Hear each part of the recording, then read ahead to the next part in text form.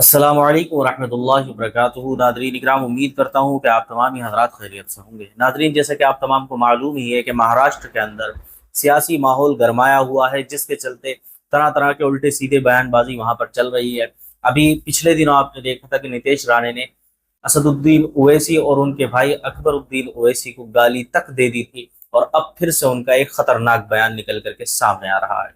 पहले सुनते हैं उनका ये बयान। बॉय भाजपा के विधायक नितेश राणे जी। नितेश जी, एबीपी न्यूज़ में आपका स्वागत है।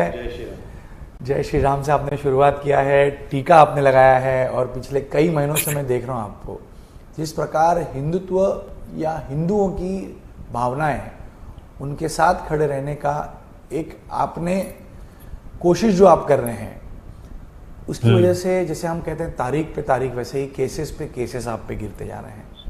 इन केसेस को आप डरते नहीं, लेकिन क्या आप जो बातें कह रहे हैं वो लोगों तक पहुंच रहे हैं? जब जब कोई एक्शन होती है उसका रिएक्शन हमारे स्टेटमेंट के माध्यम से, हमारे मोर्चे के माध्यम से, हमारे कार्यक्रमों के माध्यम से हम लोग देते हैं। जिन्हें वहाँ सामने वाले जो जिहादी है, जो कट्टरपंथी हमारे देश में फैलाना चाहते हैं, जो इस देश को इस्लाम राष्ट्र बनाना चाहते हैं, उनको एक संदेश चला जाए कि हम हिंदू अकेले नहीं हैं। आप हमारे देश में रह के हमको न्याय हमारे ऊपर इंसाफ अन्याय नहीं कर सकते। और इसलिए जो तीखी बातें जिस तरीके से सामने आते हैं, ऐसा अब छोटा सा उदाहरण दूंगा, अगर सर तन से जुदा का अगर नारा दिया जाएगा तो उसके सामने हम लोग फूल लेके तो खड़े नहीं रह सकते।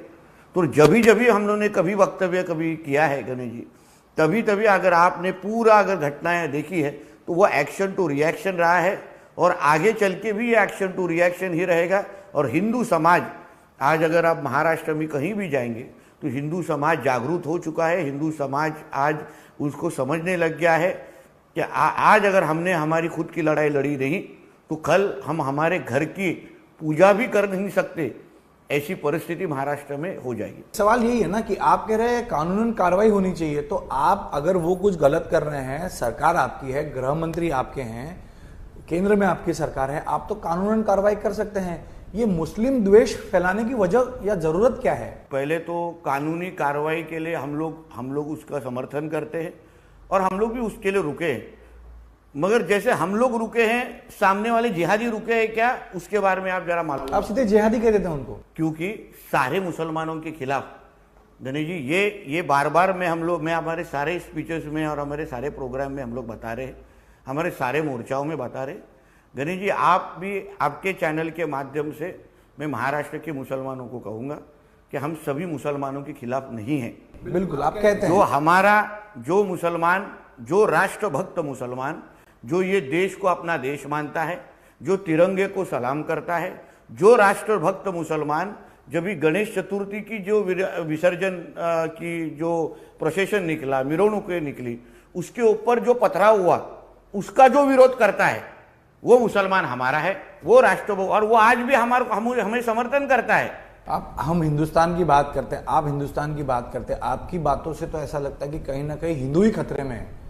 तो क्या मतलब आप कह रहे हैं कि मुसलमान इस तरह हमारे खिलाफ है, हमको अब एक होना चाहिए? आप खुद कहते हैं 90% हिंदू हैं देश में, तो हिंदू खतरे में कैसा होगा?